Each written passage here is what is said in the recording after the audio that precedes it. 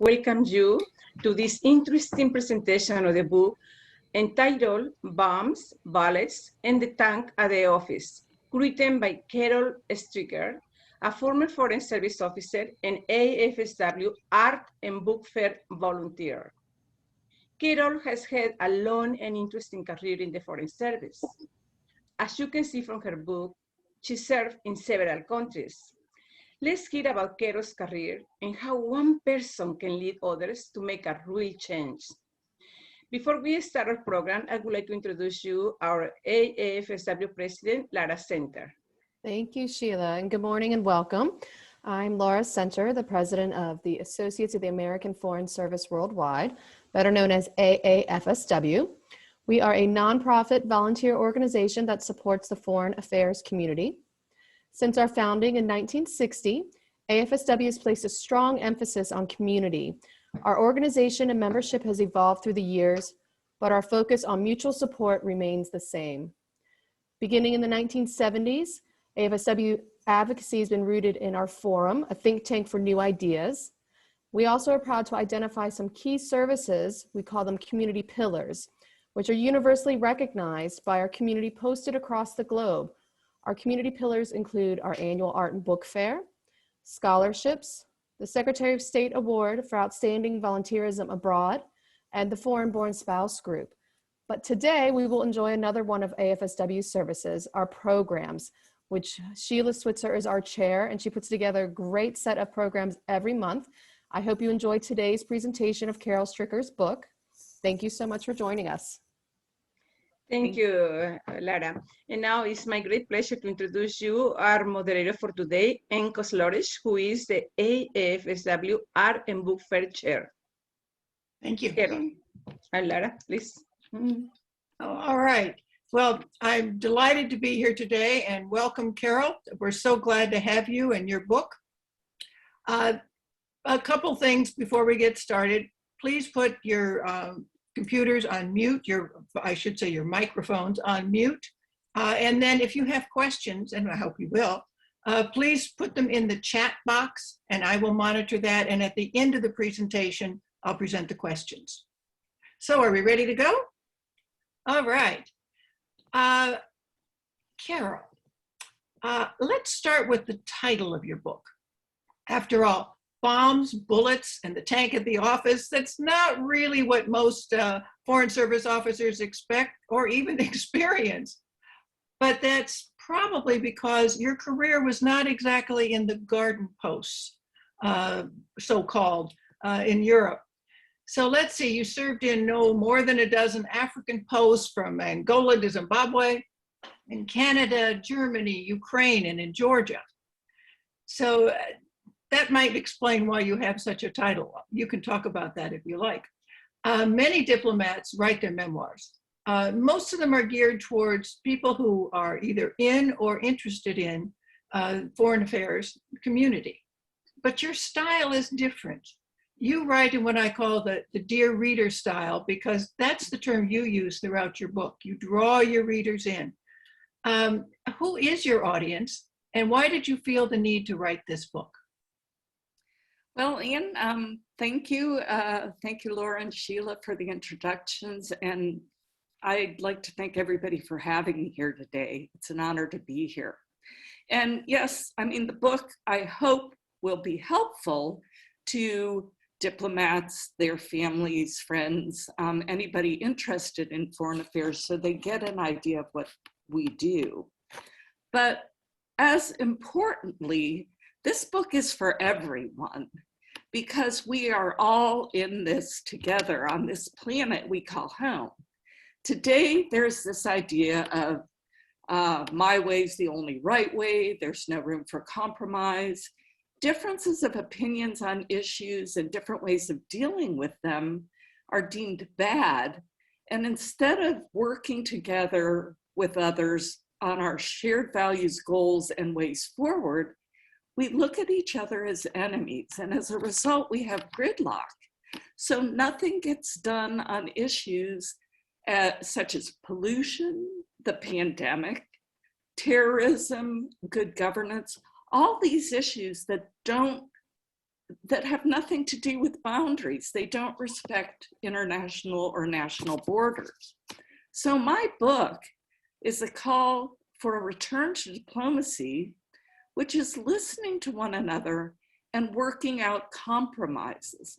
So from the local level to the national to the international level, on all these critical issues, I basically, it's a call to action to you, because if we working together can strengthen our communities, these can be building blocks to stronger nations and a better world. And why? The need to write this book is because diplomacy, which is such a key tool to protect and nurture democracies, is under attack. Diplomats, diplomacy, and even our very democracy have come under attack. So again, I call upon this book for everyone to support diplomacy and to practice it.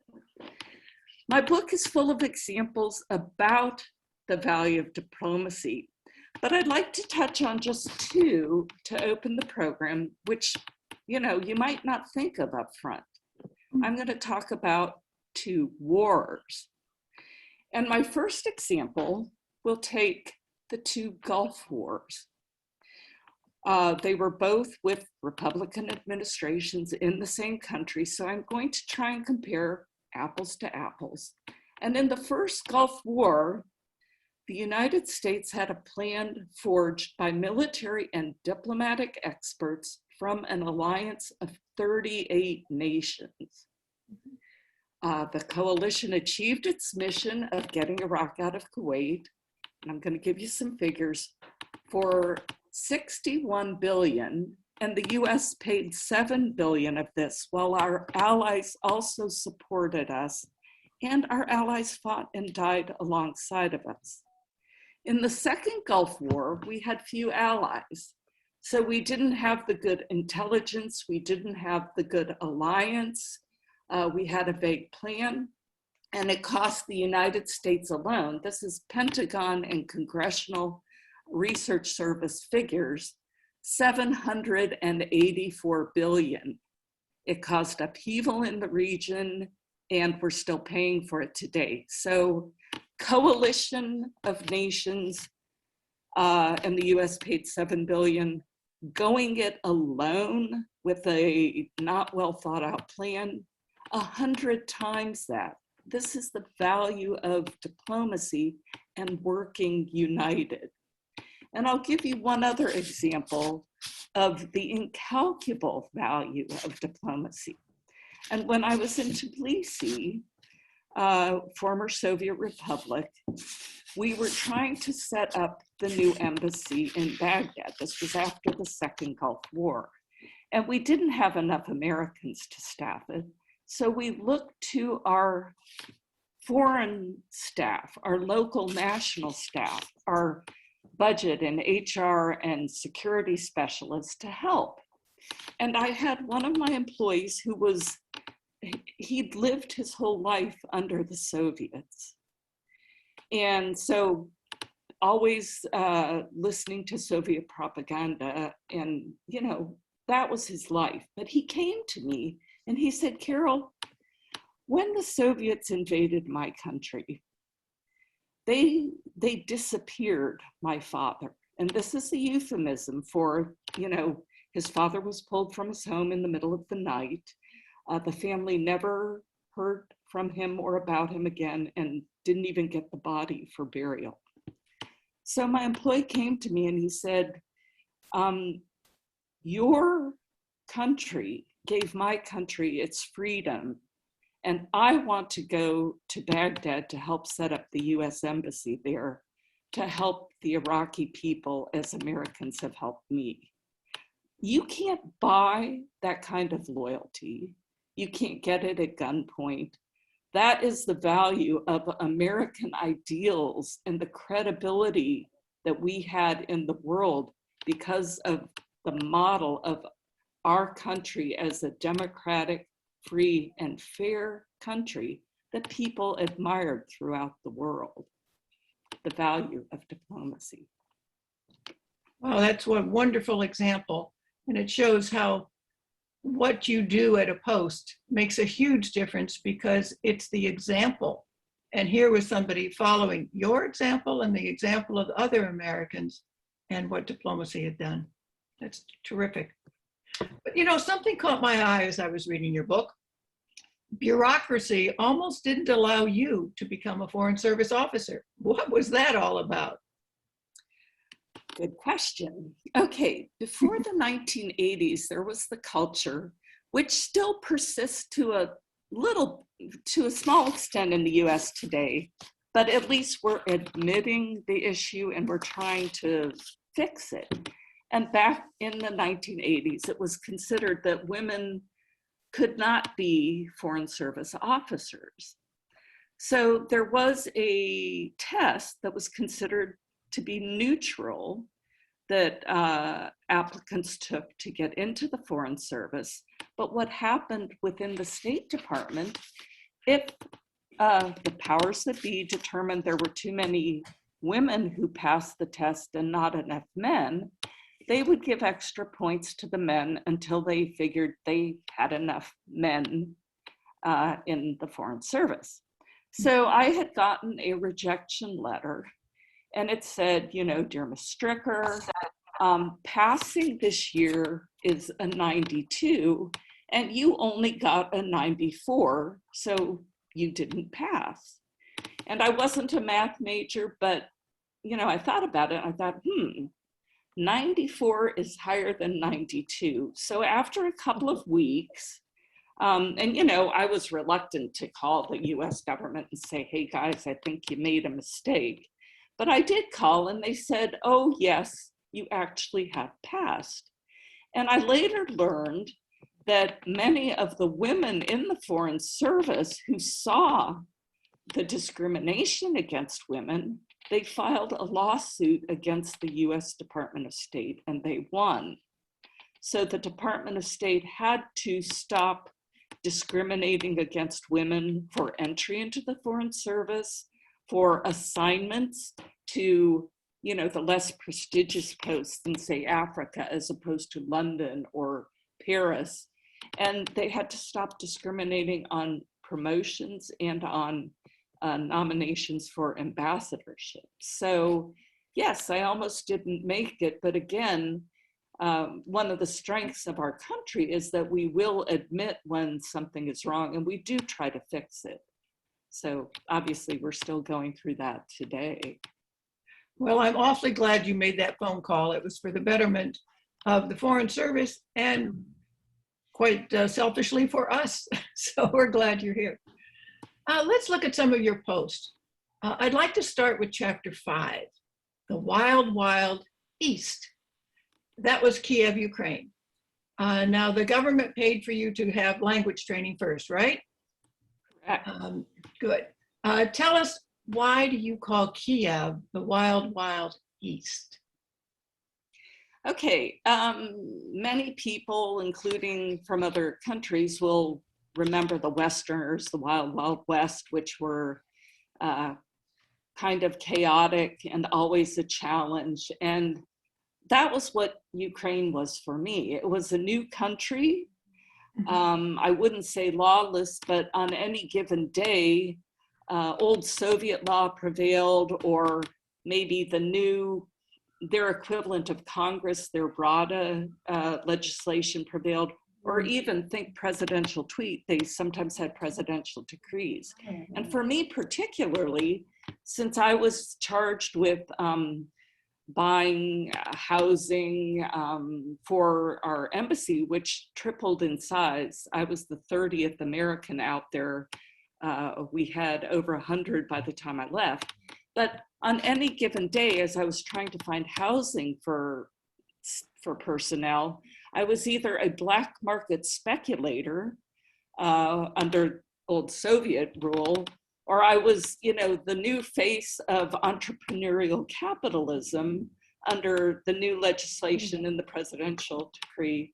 And I you know, from my general services management work, I was constantly feeding in reports to our political and economic officer because so much was going on and changing rapidly. And even at the embassy itself, the idea in many people's minds is diplomats have glitzy jobs in fancy capitals around the world. And I remember, you know, again, the embassy was new and it was a construction site. So I showed up for my job in my suit and my heels. And the very first day at the office, I realized, oh, I'm in a construction trailer and in a construction zone of mud. And had to go to the restroom. And I looked out across the sea of mud. We had porta potties.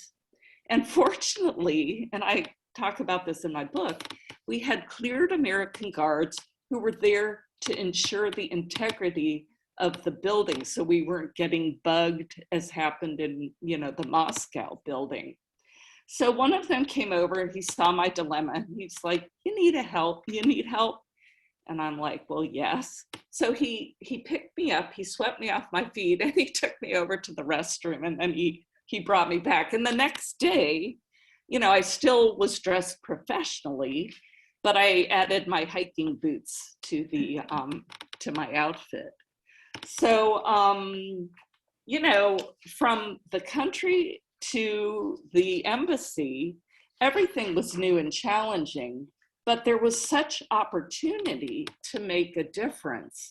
And one of the things I'm so proud of, after President Clinton's first presidential visit there, which I helped support, and I guess we looked kind of new and not established because they were giving us, they gave us some recent newspapers off the presidential plane, and they gave us like toilet paper. I mean, they were being very helpful to us, but we helped them.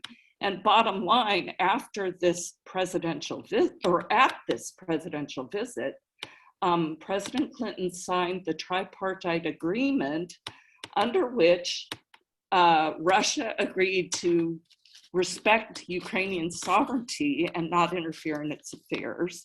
The Ukrainians agreed to give up a couple thousand nuclear weapons and warheads, which had been pointed, you know, had been targeted against the United States. So this was a great thing.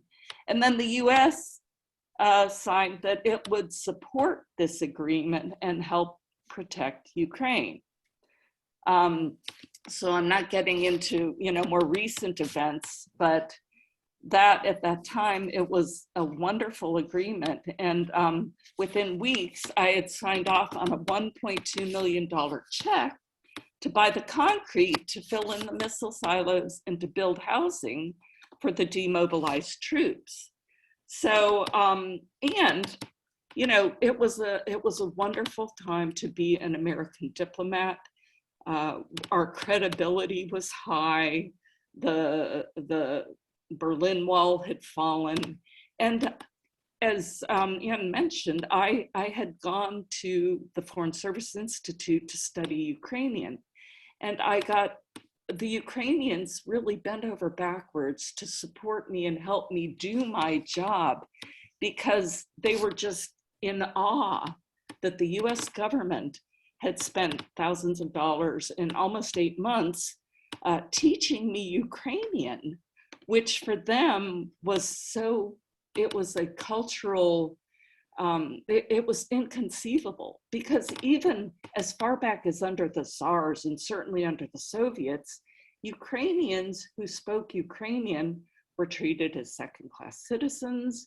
They could be jailed, they could be sent to Siberia. Some were even killed for advocating for Ukrainian culture and independence. So, I mean, I could go on. I do hope you read the book, but Ukraine was just fascinating and some of the best people I've ever worked with.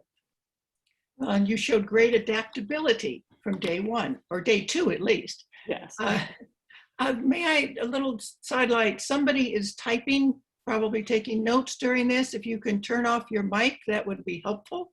because we're hearing the tap, tap, tap, tap, tap. So if that's possible. Anyway, let's move on. You spent 2 years in Africa on a rover tour. Share with us just a couple of stories from there, but not too many because we want your dear readers to read them for themselves. Okay, well, a couple of, again, it was a great time to be an American diplomat. And I remember even my first tour, which was before the age of the internet. So this is telling.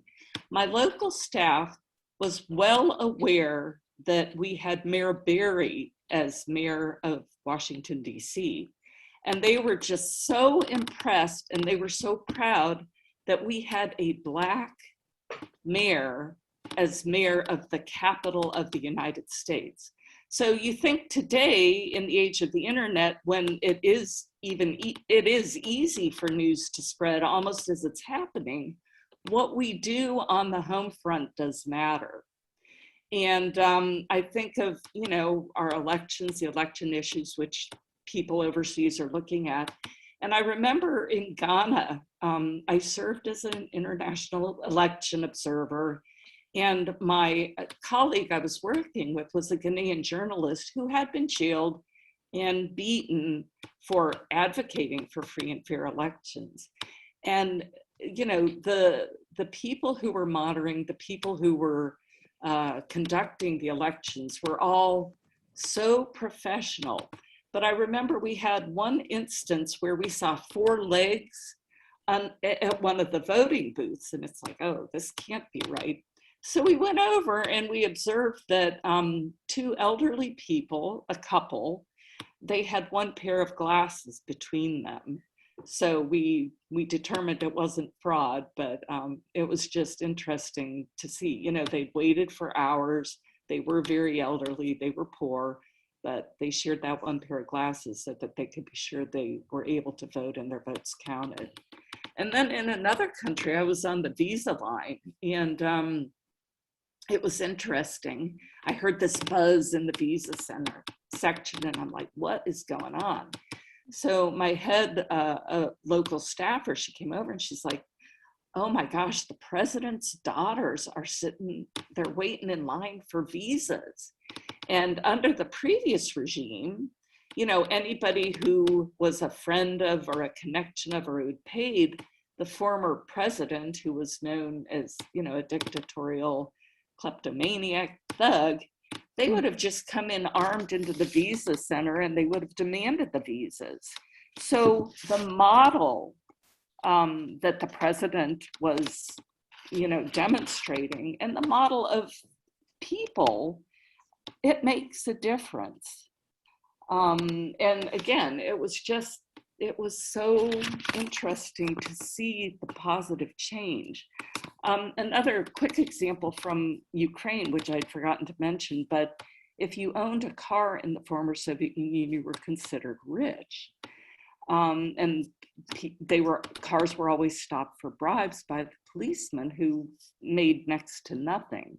And after the first free and fair elections in Ukraine, when they voted for, you know, not the Russian candidate, my employees would come in and they're like, oh my gosh, Carol, we haven't been stopped for a bribe for weeks. And so you could see clear positive results. And that really made all the hard work and the challenges worthwhile.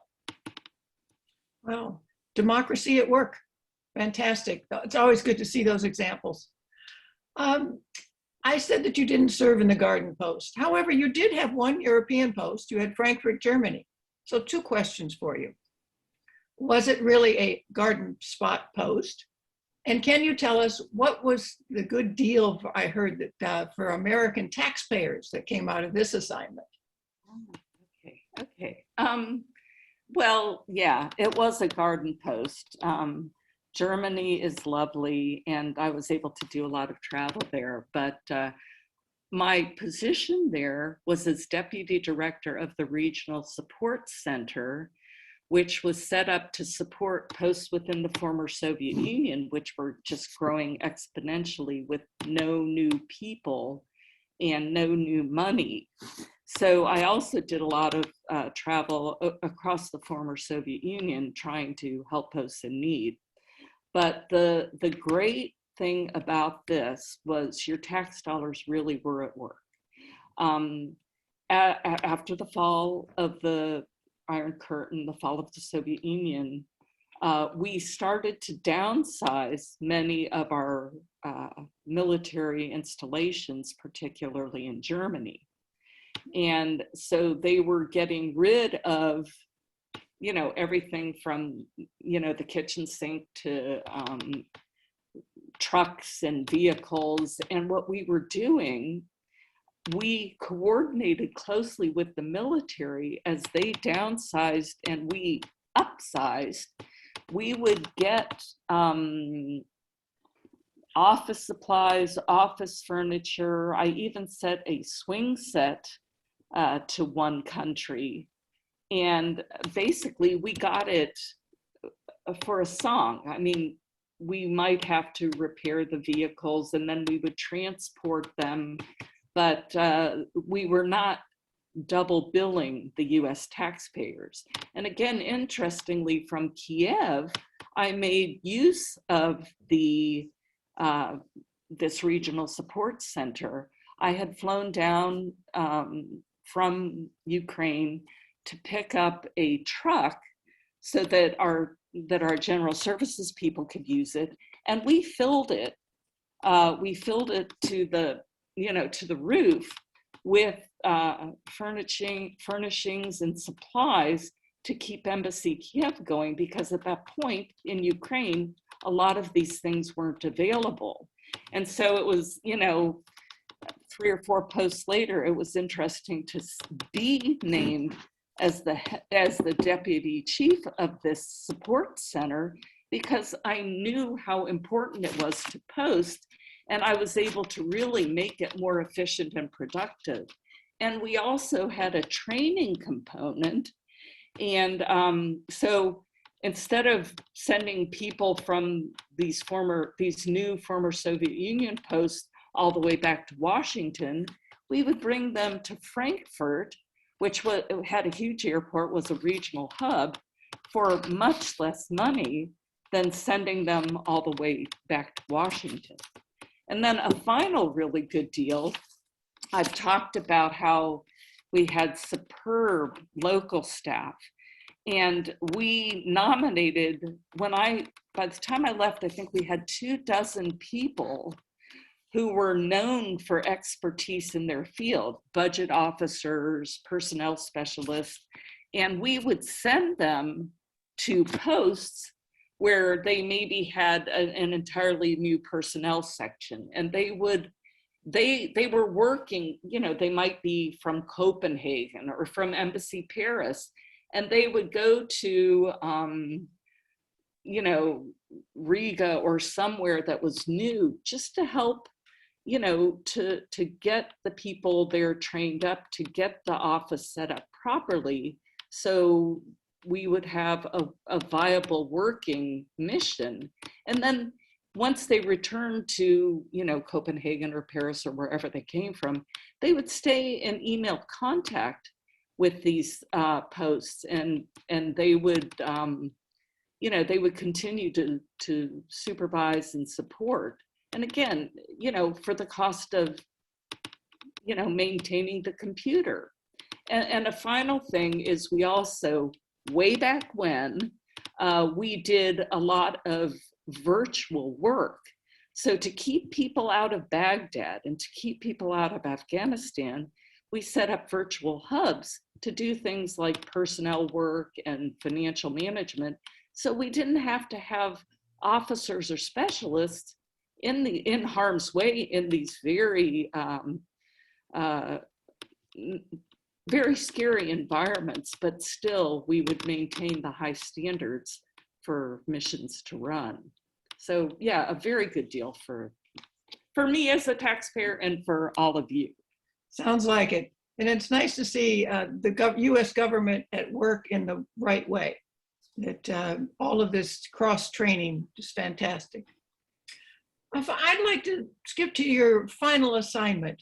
because you were the Associate Dean to the Foreign Service Institute School of Language Studies. Quite a title.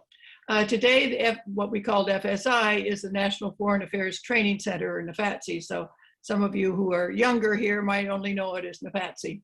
Tell me, what was special about that assignment?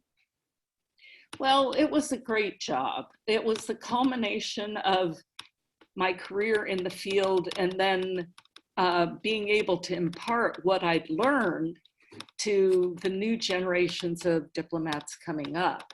And I was really, really proud of the work that we did there because it prepared people to deal with the challenges of diplomatic life. It went so far beyond language, although I was very proud, again, you know, this was what, 15 years ago, and I really expanded exponentially the distance learning program so that we had more spouses and even, you know, officers who didn't have time to come in for regular training, so they could learn the languages that would help them, first off, show respect for the local culture, but also just to, you know, to do a better job. So I think of like we would do short courses that would help you get your groceries or deal with medical emergencies, but we would also do very high-level targeted training, for example, for folks going out to Afghanistan.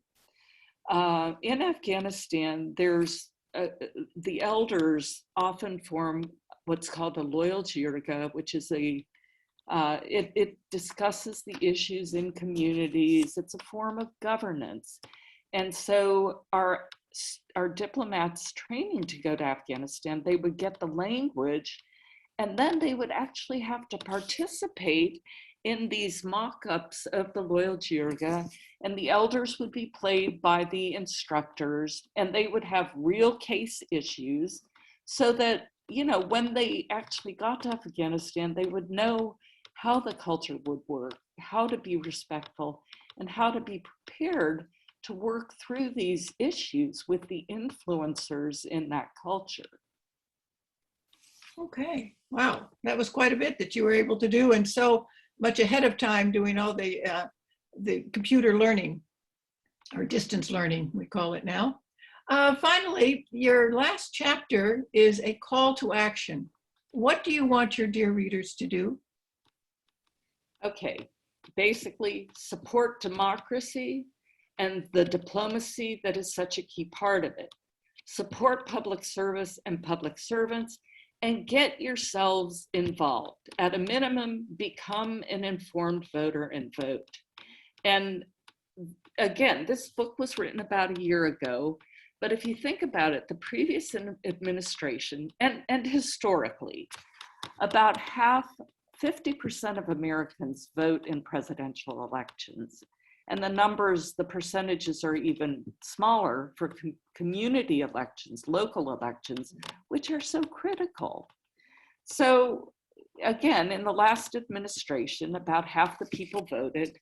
And if you'll recall, President Trump did not win the popular vote, which meant only about a quarter of the people in America voted for him. He won in the Electoral College, which fair enough, but you know, you can't complain about government. And you look at, you know, our attack on the Capitol, you can't complain about our government unless you're out there actively supporting it and, you know, strengthening it even at the grassroots level. And I know you can't do everything, but pick your passion. Is it like feeding the hungry, feeding the young? Is it strengthening education,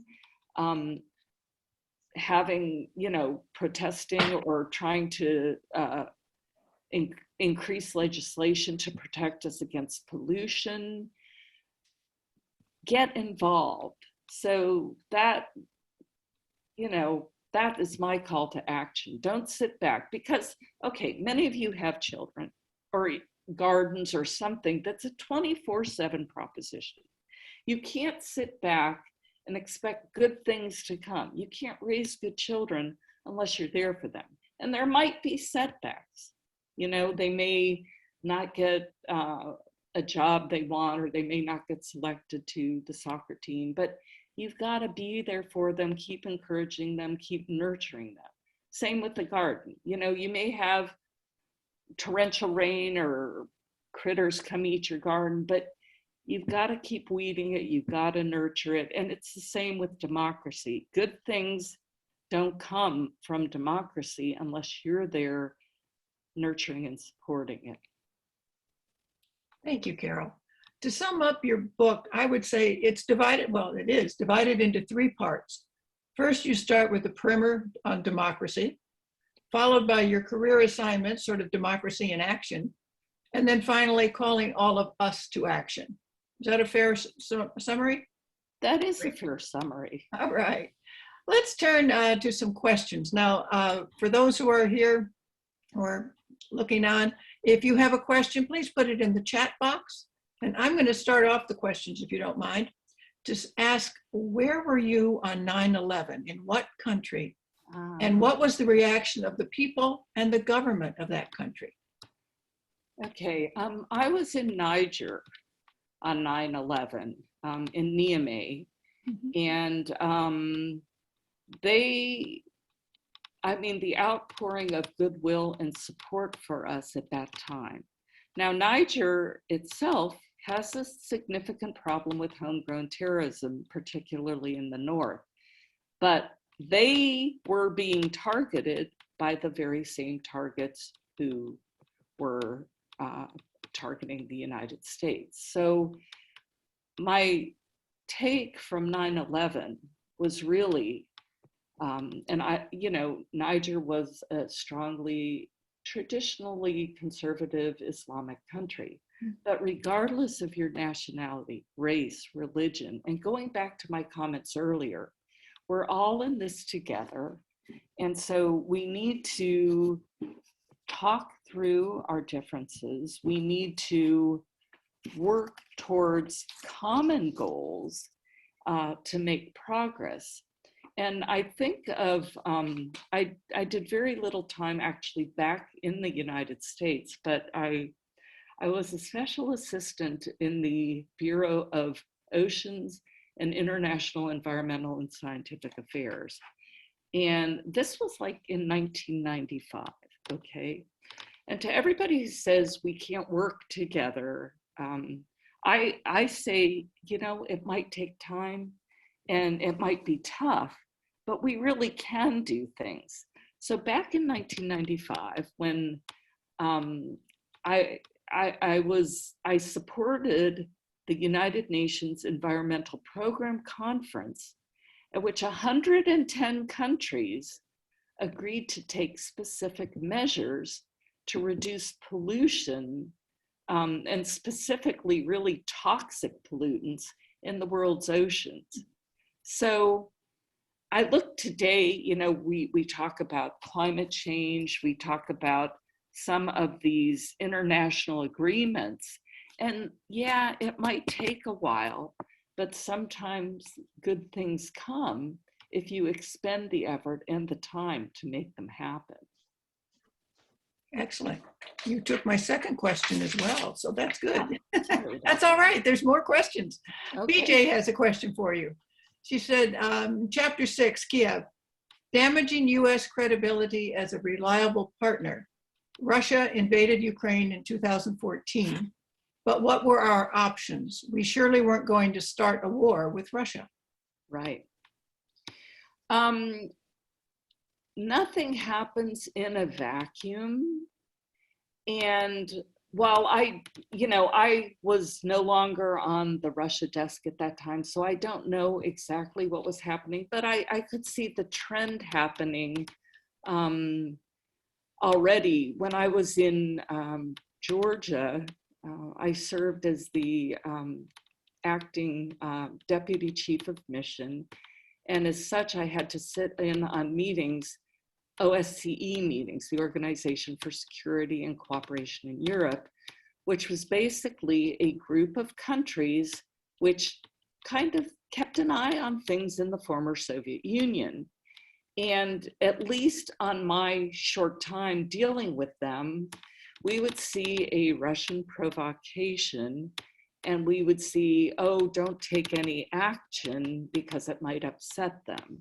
And then the Russians would go further. And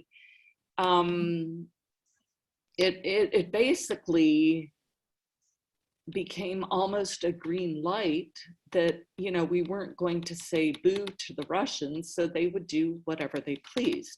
Now, understanding that different countries have different interests. You may be aware that much of Europe or key parts of Europe get energy supplies from Russia. And so they are not going to be very willing to upset, you know, to upset Russia. But that's where diplomacy comes in. You analyze what's going on, you think of future ramifications, and you think about what you can do to stop worst case scenarios from happening. When I think back to, and again, this was not my area of expertise, but when Kuwait was invaded, there seemed to be information in public media that we had at least seemed to be sending the wrong signals, or he, you know, Saddam Hussein had read the signals as, you know, we're going to stand back and not do anything. So I'm not quite sure what we could have done at that point. And I still think that those nuclear weapons needed to be out of Ukraine because, as I said, you know, the government was new, the mechanisms, the logistics of governance could have easily been gone around as, you know, terrorists or bad actors could have tried to get these nuclear warheads, get the precursors, you know, nuclear materiel. And in fact, you know, later when I was in Tbilisi, and even if you look at news reports, you see that they are watching still to make sure bad actors, terrorists don't get things that will help them make chemical, biological, and nuclear weapons. And when you have this totally new country and so many of the controls gone, I still think that was a good agreement, but I do think it helped us lose a bit of our credibility, well, and other things that we've done. So it makes it hard. If you lose credibility, it's harder to influence people, it's harder to get them to listen to you, it's harder to get them to tell you the things that you need to know to practice good diplomacy. Thank you. Let's see, I have another question here. Your chapter on being a rover in Africa is so interesting. What were your most valued achievements from that time? And what was your impression of the different African peoples? Okay, that was a great question. And that was a great tour. That was a crazy tour. And again, your tax dollars at work.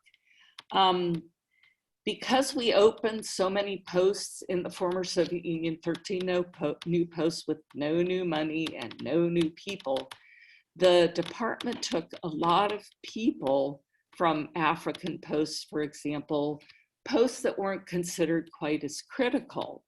So my rover tour, I served the Africa Bureau as a kind of troubleshooting rover, and I would go, I did 16 different assignments in 2 years to about a dozen different countries. Some of them I returned to.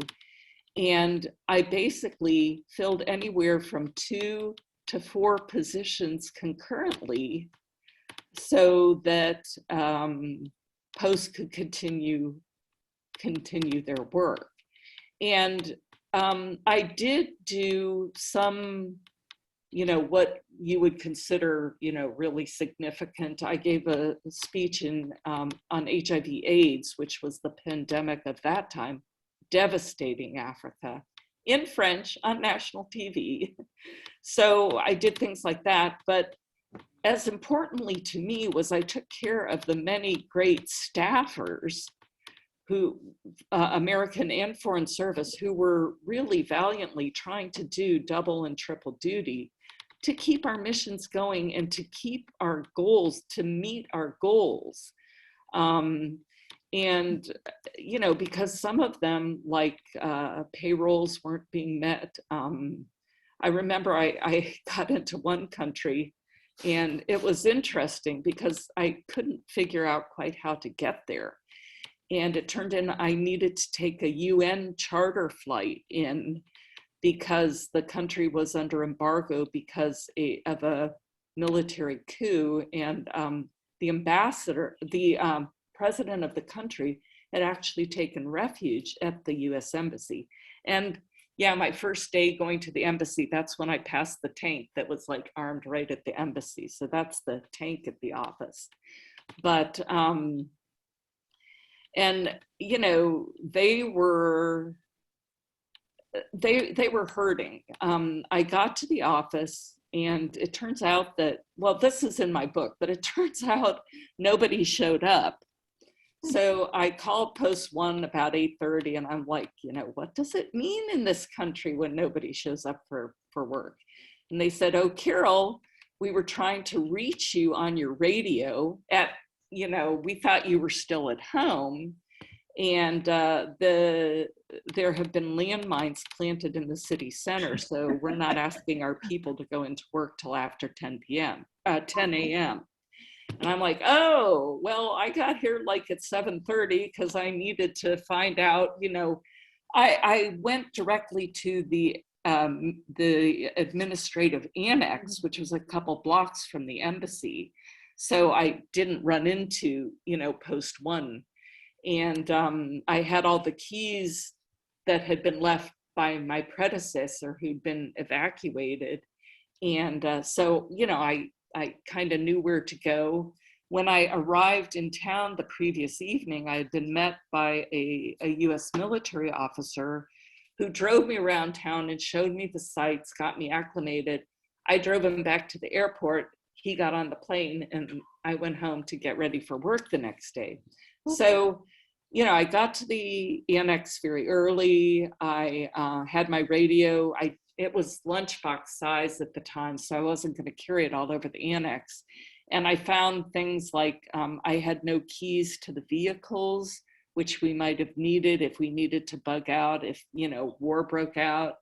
And it turned out that my motor pool supervisor had taken the keys home with him to protect the vehicles from being stolen in this kind of crazy environment. And the inflation was such that I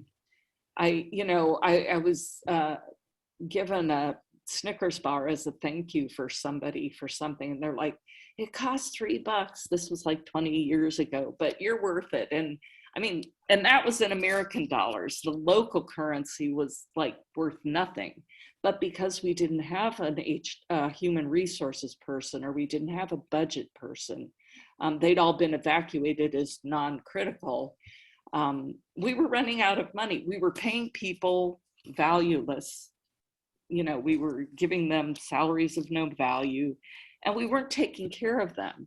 So again, it was important to me that I got the permission from Washington to pay people in American dollars and to increase their salaries so that they were given a living wage again. So, you know, these are, you may think of their minor details in diplomacy, but it goes back to there's nothing that's not significant. All these small bits make up the greater whole, and without them, you can't achieve anything.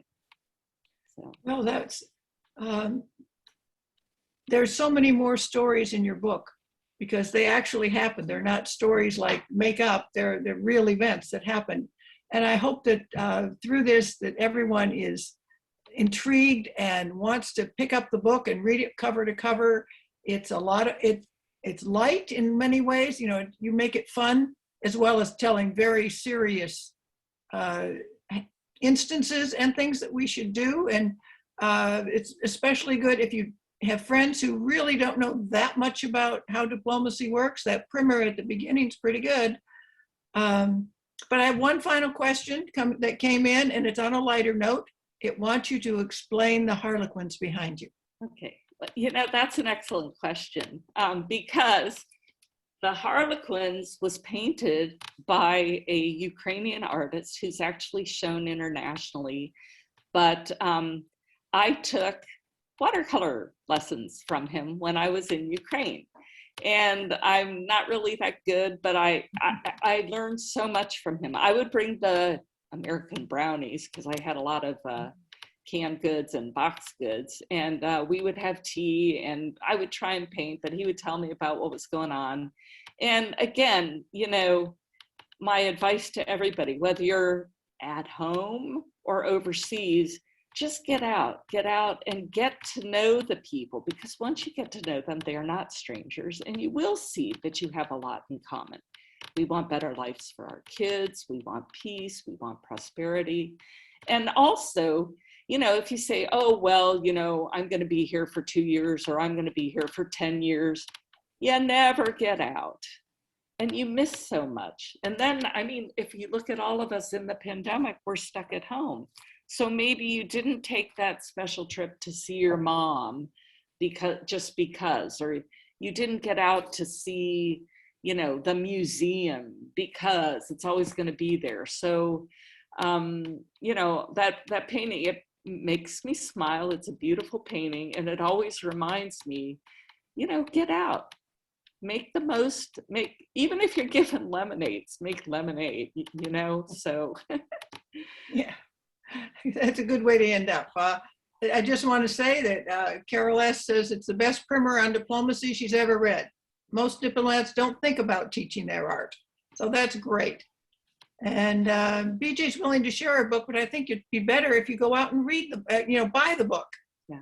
Oh, and there's also copies available at Central Library, but the book is available on Amazon. And I'm on LinkedIn, and I'm on email. I'll give you my email too. It is diplomatstricker@outlook.com. So I'm available for, you know, I've talked to book clubs. I did an author talk with Arlington Central Library, which is on YouTube. You just Google my name. It's STRICKER and Central Library. And if you'd like to learn more about me, but yeah, I mean, I hope you enjoy the book. I've sent it, I mean, I've probably sent out over 100 copies, probably closing in on 200, from Harvard to Howard. They sent nice thank you notes.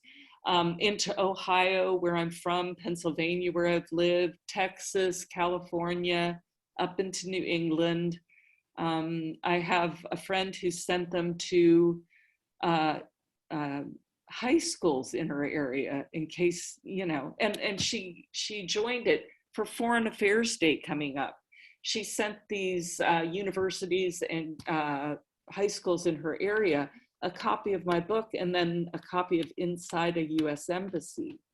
And she offered to do talks there. So I hope, you know, I hope it will be useful, and I hope it'll make a difference. So thank you, you know, for taking your time today to be here, even if just virtually. Thank you, Carol, so much for sharing about your book and for being with us here today. And I turn it over to Sheila for the final comments. Thank you very much. And thank you, Carol, for a wonderful, very interesting, informative, and enjoyable presentation. We look forward to finishing reading the book. I enjoyed so much. I'm almost done. And thank you, Anne, for being a moderator today. And I take this opportunity to invite all of you to our next program, which will be Friday, the 26th, at a virtual tour to the Mexican Cultural Institute at 11 o'clock. And on May 4th, we have a virtual special Mother's Day celebration, music and beauty, Queen for a Day. Don't miss this beautiful event. And thank you for joining us today, and have a wonderful day. All the best to you guys. And again, many, many thanks. Thank Bye-bye. you. Bye.